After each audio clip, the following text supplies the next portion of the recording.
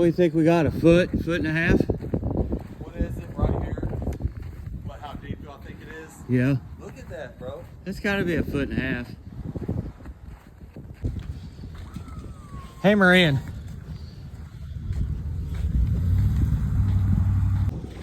Hey, Melissa, you guys are new, so I just want to be clear that we always clear these out. What the city does after that, it really isn't, I can't control that, but you're clear to get in and out.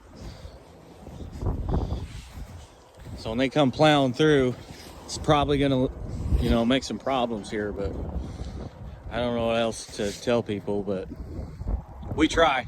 It is clear now though.